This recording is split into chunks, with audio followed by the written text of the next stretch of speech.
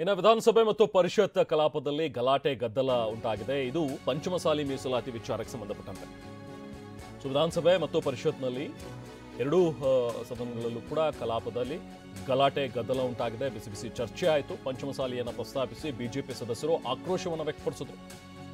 ಸರ್ಕಾರ ಕ್ಷಮೆ ಯಾಚಿಸಬೇಕು ಅಂತೇಳಿ ಬಿಜೆಪಿ ಪಟ್ಟು ಹಿಡಿತು.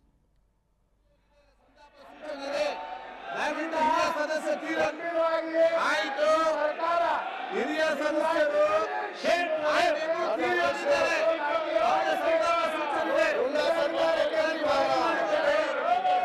ಸಂತಾಪ ಸೂಚನೆ ಜಯಣ್ಣ ಮತ್ತು ಆರ್ ನಾರಾಯಣ ಸಂತಾಪ ಸೂಚನೆ ಎಲ್ಲ ಸದಸ್ಯರು ಅರ್ಥ ಮಾಡಿಕೊಳ್ಳಿ. ನಾವು ನೀವು ಯಾವ ಅಲ್ಲ, ನಾವು ನೀವು ಯಾವ ನಾಳೆ ನಾವು ಆಲೋಚನೆ ಪರಿಸ್ಥಿತಿಗೆ ನಿಮ್ಮ ಸಂತಾಪ ಬಂದಾಗ ಮತ್ತೆ ಇಲ್ಲಿ ಯಾರು ಮಾತ್ರ ಏನಾಗುತ್ತೆ ವಿಚಾರ ಸ್ವಲ್ಪ ಗೌರವ ಕೊಡದೆ ಕೆಲಸ ಮಾಡಿ. ಮತ್ತೆ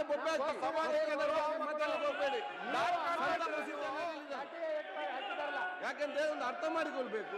ಹಿರಿಯ ಸದಸ್ಯರು ನಿಮ್ಮಾಗೆ ಇಲ್ಲಿ ಬಂದು ಕೂತ್ಕೊಂಡಾಗೆ ನಿಮ್ಮಾಗೆ ಇಲ್ಲಿ ಬಂದು ಕೂತ್ಕೊಂಡವರು ನಮ್ಮನ್ನು ಸೇವೆ ಮಾಡಿ ನಮ್ಮನ್ನು ಅಗಲಿ ಹೋಗಿದ್ದಾರೆ. ಅವರ ಬಗ್ಗೆ ಎರಡು ಮಾತು ಹೇಳಿ ಸೂಚನೆ ಮಾಡಿ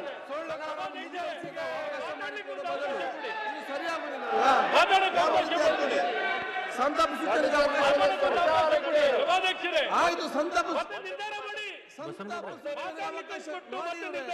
ನೋಡಿ, ಸಂತಾಪ ಸೂಚನೆ ಅವಕಾಶ ಮಾಡಿಕೊಡಿ. ಹಿರಿಯ ಸಚಿವರಾಗಿರುವಂತಹ ಮಾಜಿ ಸದಸ್ಯರಾಗಿರುವಂತಹ ಆರ್ ನಾರಾಯಣ ಅವರು ಮತ್ತು ಜಯಣ್ಣ ಎಸ್ ಅವರು ಇವತ್ತು ತೀರೋಗಿದ್ದಾರೆ.